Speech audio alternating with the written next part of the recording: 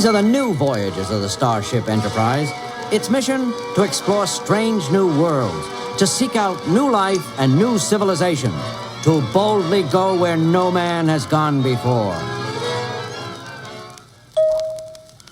The Starship Enterprise, pride of the Federation of Planets' sleek fleet, streaks across the galaxy on its latest adventure. The huge vessel, home for over 400 explorers and scientists, is nearing its destination after many days in the endless reaches of black space. Their assignment, investigate the mysterious far-off region called the Oblique Solar System. Third planet of Oblique System coming into range, Captain Kirk. Thank you, First Officer Spock. Helmsman Chekhov, please give me visual contact. The sight seen by the crew on their view screen is a wondrous one. Spinning slowly before them is a vast rocky planet, scarred a dark red by huge volcanoes that hurl great chunks of colorful lava into the air.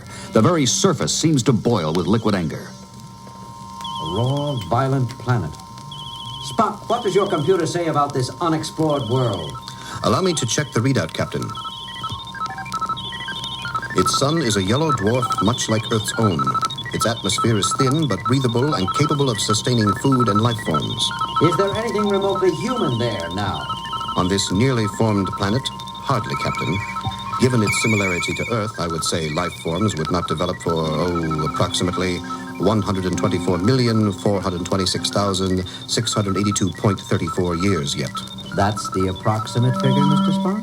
Approximately, yes. Would you like me to compute the exact figure? No, thank you, Mr. Spock. The approximate figure will do just fine.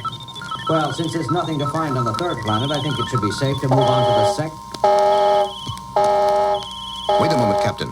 The computer is sounding a warning. Why, this is incredible. Absolutely fascinating. I could scarcely credit... Ensign Sulu, please turn off the alarm. Spock, what is it? Unbelievable as this may seem, Captain, my sensors show that on the far side of this planet, there lives intelligent life. On that ball of fire and ash? Impossible. As impossible as it seems, Mr. Chekhov. My equipment says that it is true. On the other side of this earthquake and volcano-racked world, there live creatures as complex as you or I. And if that is true, their lives are in deadly danger. No human could survive on this primitive planet for more than a day. Mr. Chekhov, contact Chief Engineer Scott, Medical Officer McCoy, and Security Officers Tanker and Wadsworth immediately. Have them meet Mr. Spock, Mr. Zulu, and myself in the transporter room. There is no second to lose. We're beaming down to that planet. The intrepid Captain Kirk, his half-human, half-Vulcan science officer, Mr. Spock, and their cantankerous colleague, Dr. Bones McCoy, quickly decided to find the advanced life forms and bring them up to the ship. Joining them on the dangerous mission was the Enterprise's resident history buff, Mr. Sulu, and two tough, muscular security men. Remember the location I gave you, Scotty. As soon as you hear my signal on that communicator, use the transporter to beam us back up. Got it? Hi, Captain. Everyone ready? Mr. Sulu? Yes, Captain. Wadsworth? Tanker? Ready. All set. Mr. Spock? I am in position and prepared, Captain. Bones? I don't see why we have to check out this flaming world in the first place. It's as barren as a burned-up cornfield. I take it that means you're ready, Doctor. All right, Scotty. Beam us down. Energize. I told you, there's nothing here but red-hot lava and burned-out craters. I think all the heat warped your machine's sensors, Spock. Anyone with half a brain can see there's no life here. My machine, as you call it, Doctor, is far more exact than your instincts, and thankfully it uses more of its brain than you do. Now take it easy, you two. If the ship's computers say that there's life on this planet, I believe it. They've never been wrong before. Oh, well, all right. It's incredible, Captain. This planet is almost an exact replica of Earth during its prehistoric Cretaceous period. Cretaceous? A time of Earth's history when dinosaurs ruled the planet, Captain. More than 130 million years from the year 2000, using pre-Stardate time. Incredible. Incredible maybe, Captain, but I don't like the looks of this place. Other than those foaming, fire-spitting mountains, it seems empty. But I could have sworn I saw some shadows moving near those clouds up there. Spock? According to my portable tricorder, Captain, there is no intelligent life in the nearby area. There, what did I tell you? There's nothing worth seeing here. Spock's dang blared flaming computer was all wrong. Look out! Just as the hardy security man shouted his warning, a horrible winged monster screamed out of the sky. It was as big as a baseball field with wings that filled the sky. Its large, burning red eyes stared right through them, and its sharp-pointed beak snapped open and closed like two sharp swords. Tiny, wicked claws on both wings quivered with bloodthirsty want. One moment it soared across the sky. The next it blocked out the sun, moving in a brutal dive and heading right for them. Quick, get behind this one. Boom! Spock, hurry! Doctor, I believe you said anyone with half a brain could see that there's no life here. Isn't that correct? That's enough, you two. Is everyone all right? Captain, that was a pterodactyl. A what all? A pterodactyl, a prehistoric bird. I wish it were a prehistoric pussycat, because here it comes again! Everyone get your laser weapons. Put in the stun power. Fire at will.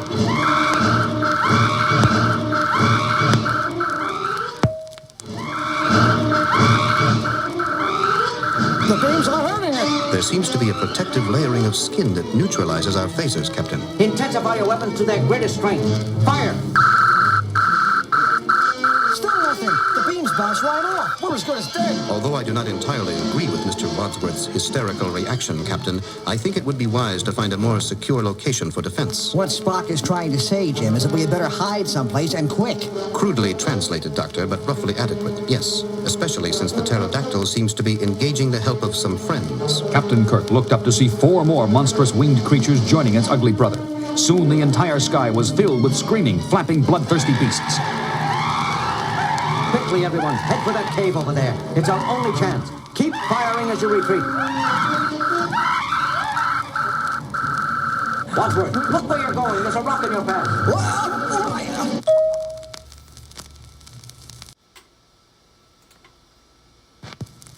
Wadsworth! Don't stop, Jim. Keep running. You'll be killed. Wadsworth is stunned, Bones. I can't leave him there.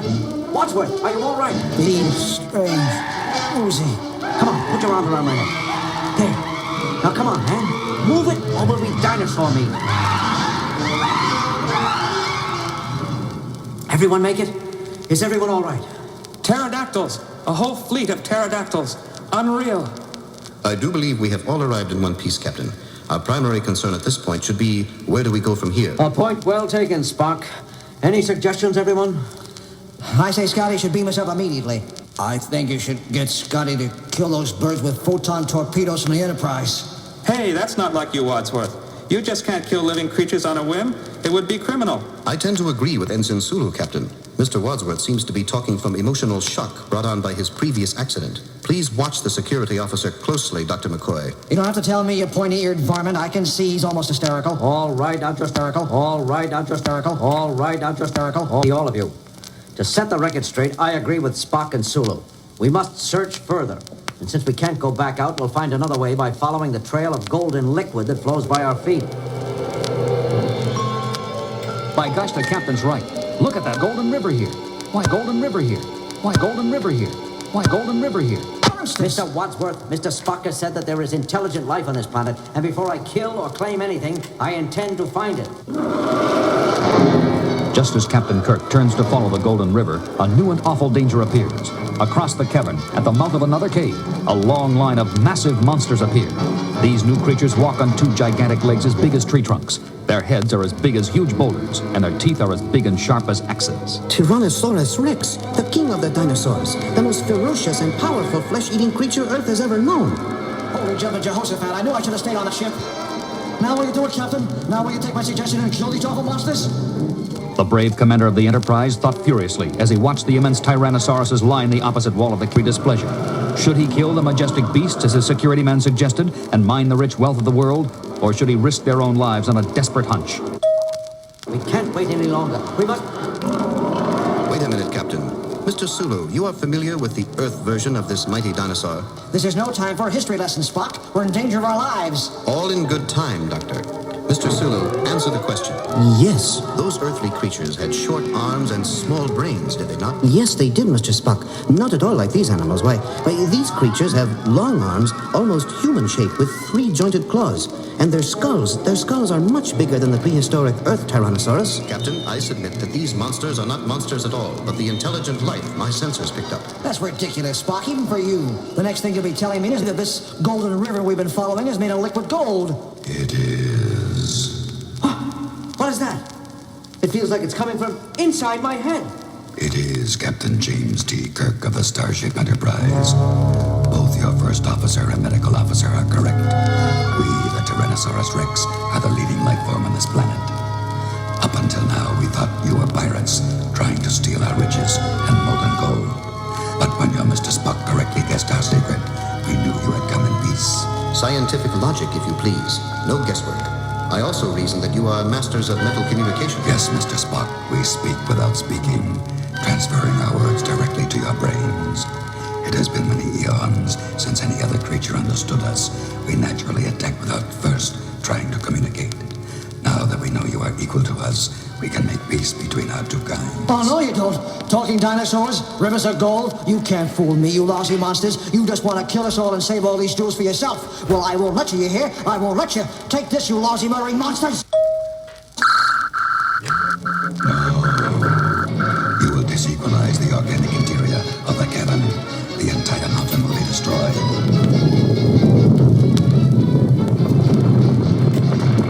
Greedy fool!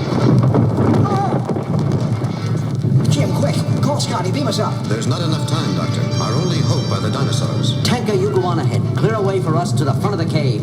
I'll carry Wadsworth on my back. King Dinosaurs, will you help us? Yes.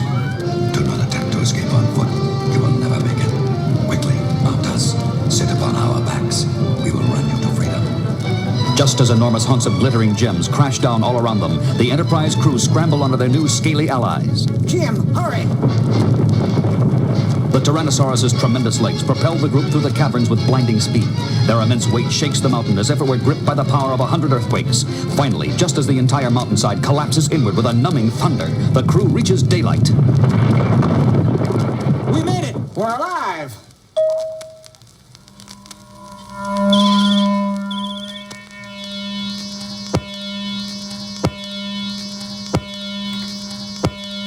Intelligent life there. Is that not so, Doctor? Well, I think I have some work to do in the sick bay, if you'll excuse me. Ah, going to work on the other half of your brain, eh?